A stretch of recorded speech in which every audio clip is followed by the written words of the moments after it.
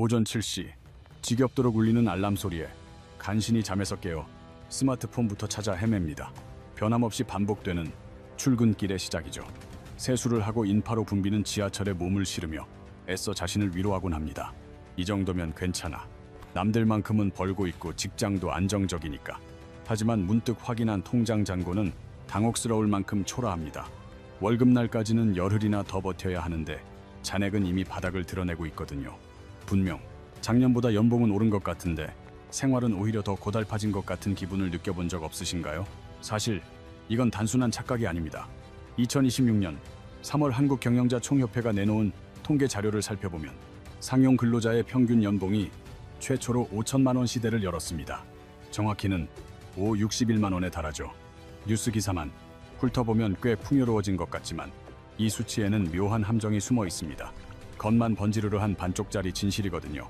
같은 조사에서 연봉 중간값을 보면 417만 원에 불과합니다. 대한민국 직장인을 소득 순서대로 한 줄로 세웠을 때 가장 가운데 위치한 사람이 받는 진짜 액수라는 뜻입니다. 평균은 5천인데 중간값은 왜 400일까요? 금융권 평균 연봉이 300만 원을 상회하는 동안 숙박 및 음식업 종사자들은 300만 원대에 머물기 때문입니다. 일부 고소득군이 전체 수치를 대폭 끌어올리고 있는 불균형한 구조인 셈입니다. 학교 성적으로 비유하자면 반에서 1등이 100점을 받고 나머지 29명이 전부 40점을 받았을 때 반 평균은 43점이 되는 것과 같습니다. 과연 이 점수를 내 실력이라 할 수 있을까요? 평균의 함정이 얼마나 기만적인지 이제 슬슬 감이 오실 겁니다. 게다가 진짜 심각한 문제는 따로 있습니다. 연봉 5천만 원 계약서를 썼다 해도 통장에 실제로 입금되는 액수는 그에 한참 못 미칩니다. 2026년 기준 각종 보험료와 소득세를 공제하고 나면 매달 손에 쥐는 실수령액은 350만 원 남짓에 불과합니다. 연봉은 5천이지만 실제 생활비로 쓸 수 있는 돈은 1년에 약 200만 원 정도인 거죠. 국가가 세금 명목으로 800만 원 넘게 미리 가져가는 셈입니다.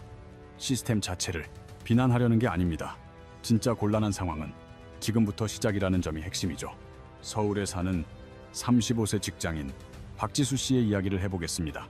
대기업은 아니더라도 꽤 탄탄한 중소기업에 다니며 연봉사 800만 원을 받습니다. 월 실수령액은 약 325만 원.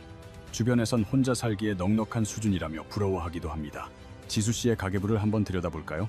서울 빌라 월세와 관리비로 120만 원, 식비와 외식비에 70만 원, 교통비와 차량 유지비 20만 원, 통신비와 각종 구독 서비스에 17만 원, 공과금 8만 원. 이렇게 기본적인 고정 지출만 합쳐도 매달 235만 원이 빠져나갑니다. 325만 원 중 단 90만 원만이 남는 셈이죠. 하지만 여기서 끝이 아닙니다. 의류 구입비, 경조사비, 부모님 용돈의 사회생활 비용까지 더하면 여윳돈은 순식간에 사라집니다. 필사적으로 아껴봐야 월 30, 40만 원 저축이 고작인데 이 금액으로 내 집 마련을 꿈꾸는 건 사실상 기약 없는 꿈에 불과하죠. 참으로 허망한 구조가 아닐 수 없습니다. 월급은 통으로 들어오지만 입금되기가 무섭게 수십 개의 빨대가 꽂혀 순식간에 증발해버립니다. 우리 뇌는 325만 원이라는 큰 액수가 입금된 것처럼 착각하지만 실제 내 몫은 처음부터 거의 없었던 것이나 다름없습니다. 풍족해 보이게 만들 뿐 실상은 아무리 달려도 제자리 걸음인 러닝머신 위에 서 있는 셈이죠. 이쯤 되면 한 가지 의문이 생길 겁니다. 수입만 더 늘어나면 다 해결되지 않을까? 하지만 여기서 두 번째 함정이 기다리고 있습니다. 저 역시 과거에는 소득이 높아지면 삶의 여유가 생길 거라 믿었습니다. 하지만 현실은 기대와 정반대인 경우가 허다합니다. 연봉 500일 때 원룸에 살던 사람이 소득이 늘면 투룸으로 거처를 옮깁니다. 주거비가 배로 뛰는 것이죠. 대중교통을 이용하던 이들은 자동차를 구입하며 매달 수십만 원의 할부금을 추가합니다. 각종 OTT 구독은 당연해지고 인간관계의 수준도 변화합니다. 가성비 좋은 국밥 대신 분위기 있는 레스토랑을 찾게 되죠.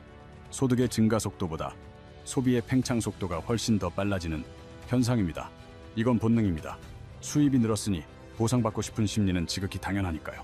그런데 한국 사회에서는 타인과 끊임없이 비교하는 문화 탓에 이 현상이 유독 심하게 나타납니다. 취업하면 어디 다니는지 묻고 결혼하면 어디 사는지, 자녀를 낳으면 어느 학원에 보내는지를 따집니다. 이 체면을 지키기 위한 비용은 언제나 내 현재 수입보다 딱 한 단계 위에 설정되어 있습니다. 연봉이 오른다고 해서 삶이 저절로 결코 부의 길로 들어설 수 없습니다. 소득이 6억만 원으로 뛰었음에도 저축액이 제자리라면 당신은 이미 시스템이 치밀하게 설계한 함정에 빠진 것입니다. 이건 개인의 인내심 부족 때문이 아니라 사회 구조 자체가 그렇게 작동하도록 유도되었기 때문입니다. 이제 가장 뼈아픈 세 번째 덫에 대해 이야기해보죠. 30대 중반에 서울 아파트를 샀다고 칩시다. 2026년 기준 주택담보대출 고정금리는 5~7% 사이를 오갑니다.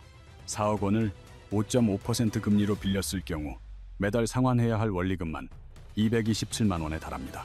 월 실수령액이 325만 원인 직장인에게는 도저히 감당하기 힘든 현실적인 벽입니다. 생활비까지 더하면 곧장 적자로 돌아서게 되죠. 결국 맞벌이는 선택이 아닌 필수가 되고 아이는 어린이집에 맡겨야 합니다. 경제학에서는 이를 황금수갑이라 부릅니다. 겉으로는 번듯해 보이지만 실상은 내 삶을 구속하는 족쇄가 된 셈입니다. 이 수갑이 채워지는 순간 당신은 회사를 떠날 자유를 상실합니다. 어떠한 리스크도 감수할 수 없고 새로운 도전이나 잠깐의 휴식조차 허락되지 않습니다. 급여가 멈추는 즉시 모든 기반이 무너지는 구조이기 때문입니다. 그것도 아주 순식간에 말이죠.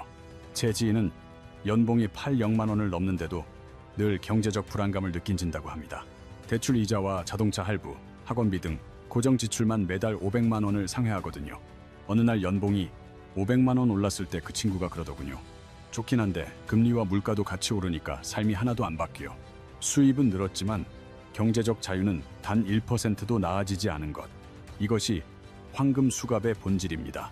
조금 이상하지 않나요? 이 함정은 개인의 실수가 아닐지 모릅니다. 애초에 이렇게 굴러가도록 설계된 것은 아닐까요?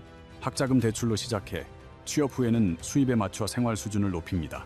그 수준을 유지하려니 더 넓은 집이 필요해지고 결국 거액의 빚을 집니다. 그 부채를 갚기 위해 우린 일터에 종속된 존재가 됩니다. 당신이 회사에 묶여 있을수록 누군가는 이득을 봅니다. 은행은 이자를, 임대인은 월세를, 카드사는 수수료를 챙기죠. 그들에겐 당신이 성실하게 일하며 꼬박꼬박 돈을 내주는 게 가장 이상적인 상황입니다. 이제 냉정하게 현실을 보세요. 당장 내일 일을 그만둔다면 몇 달이나 버틸 수 있습니까? 통계에 따르면 한국 직장인 절반 이상이 비상금 없이 한 달을 채 못 버틴다고 합니다. 이건 안정적인 삶이 아니라 안락한 감옥에 갇힌 상태입니다. 월급이라는 틀을 벗어나고 싶어도 생계가 무너질까 두려워 문을 열지 못하는 것이죠. 제가 드리고 싶은 말씀은 대책 없이 사표를 던지라는 무책임한 소리가 아닙니다. 보다 현실적인 대응 전략을 세우자는 것입니다. 제대로 된 방향성과 최소한의 플랜을 준비하며 살아야 합니다. 그렇다면 우리는 어떻게 변화해야 할까요? 첫째, 높은 수입을 부어 혼동하지 마세요. 연봉은 일시적인 숫자에 불과합니다. 그 수입으로 일궈낸 자산만이 진정한 나의 재산입니다. 둘째, 수입과 지출 사이의 간극을 의도적으로 만드십시오. 연봉이 오를 때 소비를 늘리는 대신 그 차액을 자산으로 전환해야 합니다. 이 틈이 없으면 고소득자도 결국 시스템에 갇힌 노예일 뿐입니다. 셋째, 선택권을 확보하세요. 최소 6개월치 생활비가 비축될 때 당신은 비로소 직장의 주인이 됩니다. 언제든 떠날 수 있다는 확신이 당신을 완전히 다른 사람으로 만들 것입니다. 월급은 결코 당신을 부자로 만들지 않습니다. 딱 부자가 되지 못할 만큼만 바쁘게 일하도록 당신을 붙잡아둘 뿐이죠. 이 사실을 자각하는 순간 삶의 관점이 달라집니다. 왜 자금이 새나가는지 살피게 되고 부채 대신 자산을 쌓을 고민을 시작하게 됩니다. 덫이 존재하는 건 사실이지만 탈출이 불가능한 건 아닙니다. 자유를 쟁취한 사람들은 특별한 운이 좋아서가 아니라 이 구조의 실체를 누구보다 먼저 간파했기 때문입니다. 오늘 준비한 내용은 여기까지입니다. 이번 영상이 유익했다면 구독과 좋아요 부탁드립니다.